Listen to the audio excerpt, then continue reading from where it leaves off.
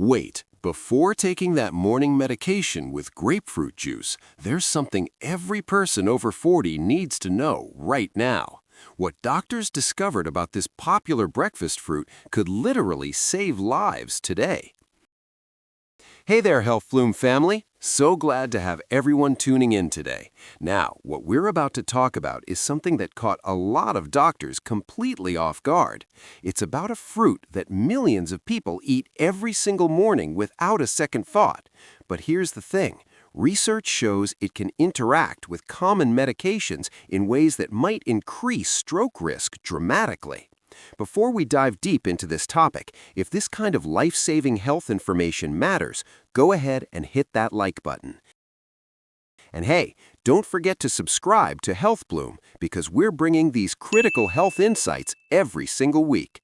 The information we're sharing today comes straight from medical research, and honestly, it could make all the difference for someone in the family. So let's get right into it.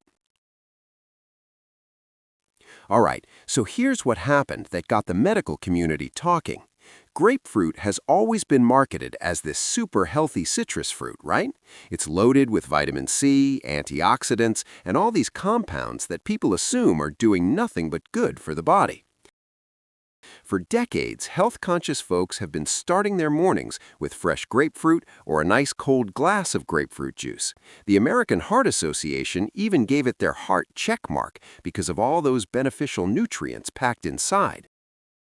But then doctors started noticing something strange happening with certain patients.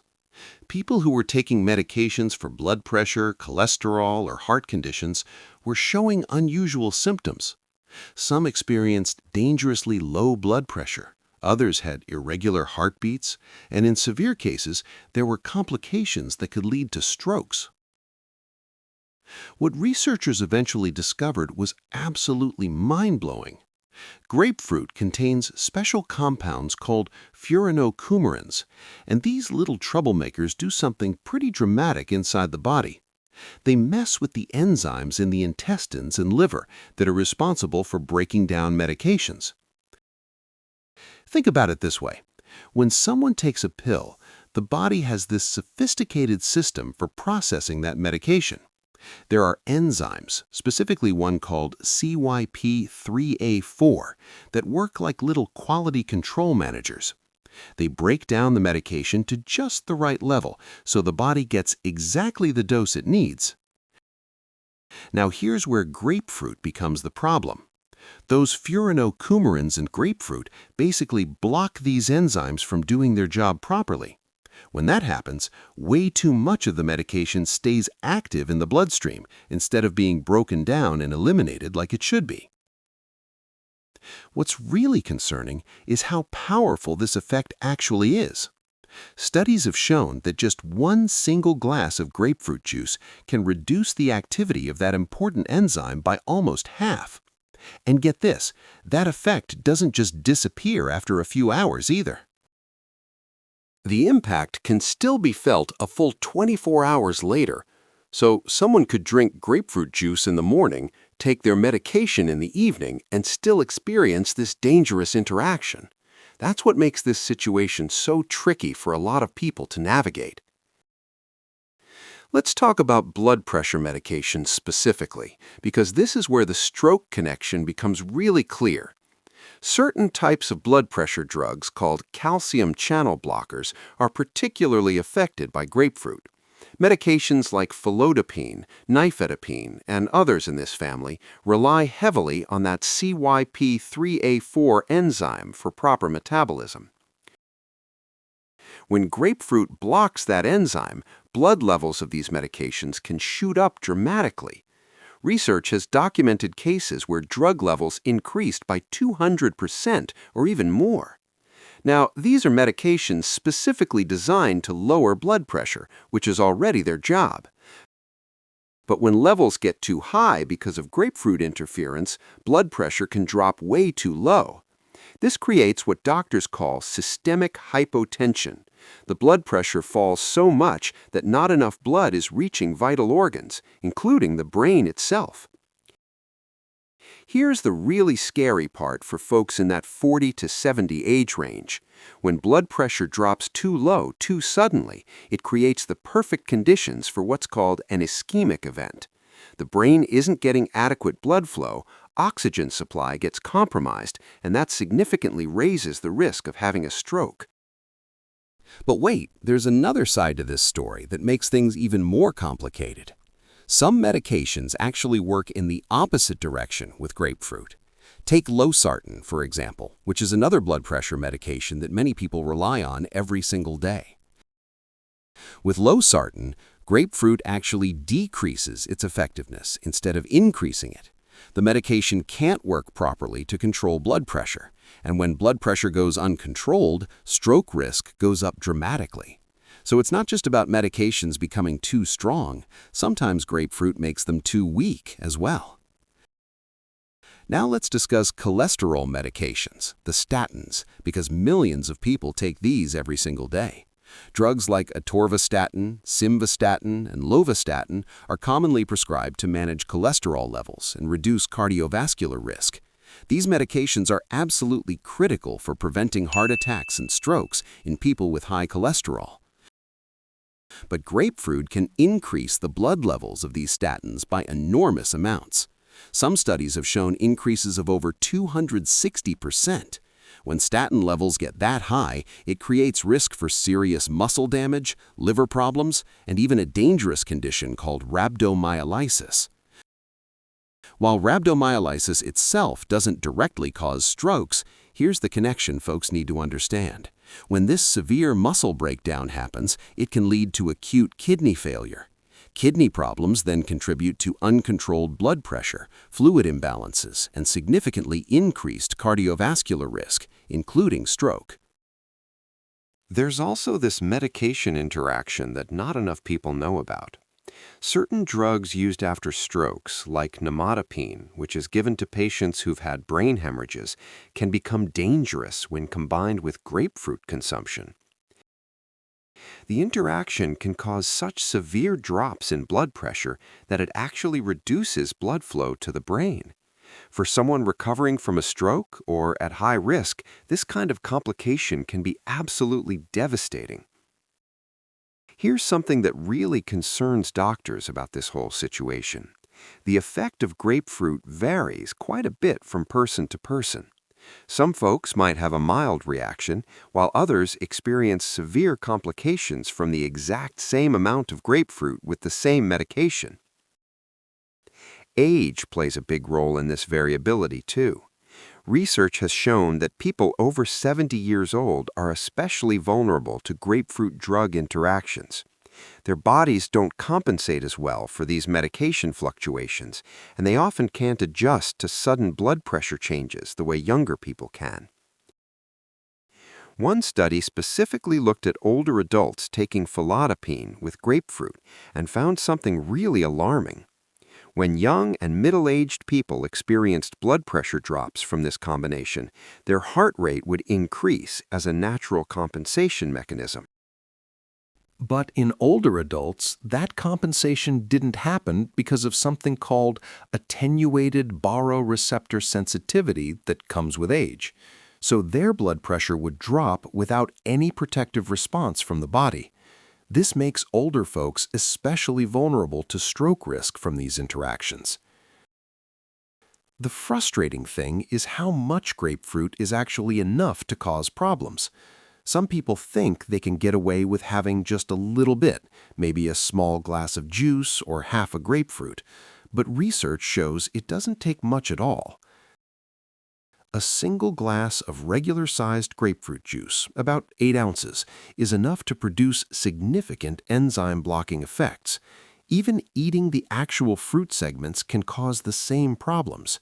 And remember, those effects can last for an entire day or even longer in some cases.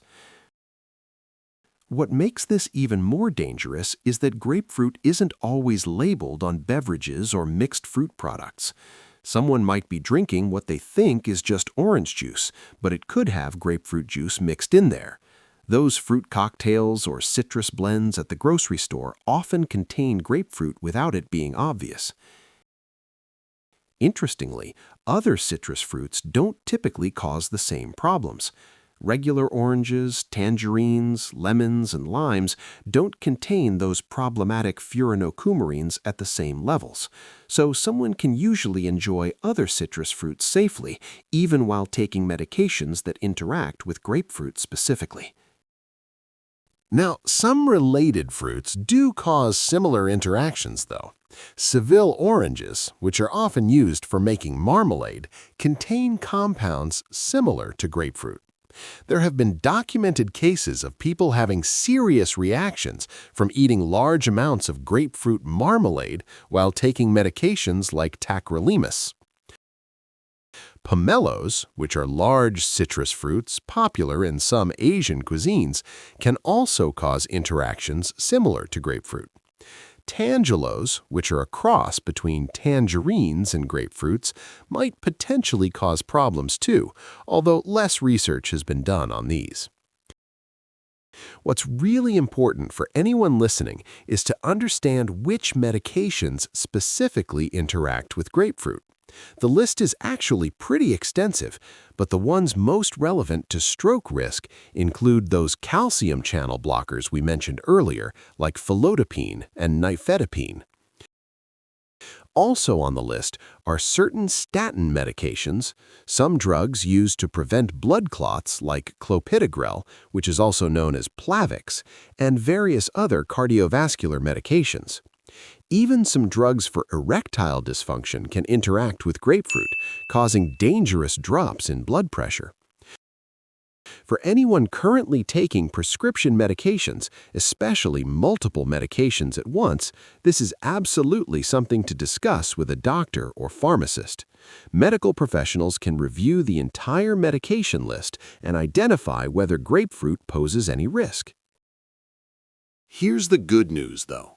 For almost every medication that interacts with grapefruit, there are alternative options available that don't have this problem. For statins, medications like pravastatin, rosuvastatin, and fluvastatin are generally safe with grapefruit consumption. For blood pressure control, there are entire classes of medications that don't interact with grapefruit at all. ACE inhibitors and certain other blood pressure drugs can be used without worrying about this particular fruit interaction. What doctors recommend is pretty straightforward for people who love grapefruit but need to take interacting medications. The safest option is usually to eliminate grapefruit entirely from the diet during the time someone is taking these medications. Some people try timing their grapefruit consumption so there's a gap between eating the fruit and taking medication. While this might reduce risk somewhat, it's not completely reliable because of how long grapefruit's effects can persist in the body. For folks who absolutely love grapefruit and can't imagine giving it up, talking to the doctor about switching to a non-interacting medication is probably the best solution. That way, there's no need to worry about accidental interactions or calculating timing. The stroke risk from these grapefruit medication interactions is very real, but it's also completely preventable. Nobody needs to experience a stroke because of something as simple as what they ate for breakfast. With proper awareness and medication management, these risks can be eliminated entirely. What's truly concerning is how many people still don't know about these interactions. Surveys have shown that a significant portion of patients taking affected medications have never been warned about grapefruit by their healthcare providers. Part of the problem is that new medications are constantly being identified as having grapefruit interactions. The research is ongoing, and the list of affected drugs continues to grow. That's why it's so important for people to stay informed and ask questions. For anyone who's already had a stroke or has other risk factors like high blood pressure, diabetes, or heart disease, being extra cautious about medication interactions is absolutely critical. These folks are already at elevated risk, and avoiding preventable complications becomes even more important. The bottom line is this: grapefruit is a nutritious fruit with legitimate health benefits for people who aren't taking interacting medications. The vitamin C, fiber, and antioxidants are all genuinely good for health, but for people on certain prescriptions, those benefits get completely overshadowed by serious risks. Making informed choices about diet and medication requires knowing what substances interact and how. Grapefruit is just one example, but it's an important one because it's so commonly consumed, and the interactions can be so serious.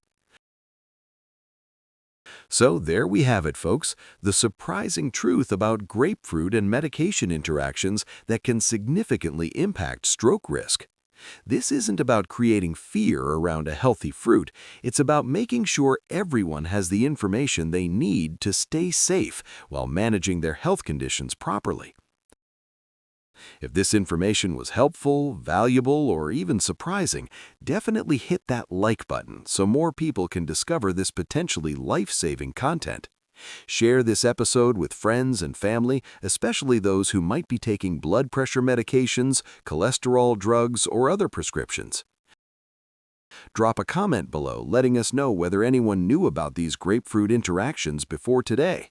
Has anyone experienced issues with this, or maybe someone heard about it from their doctor?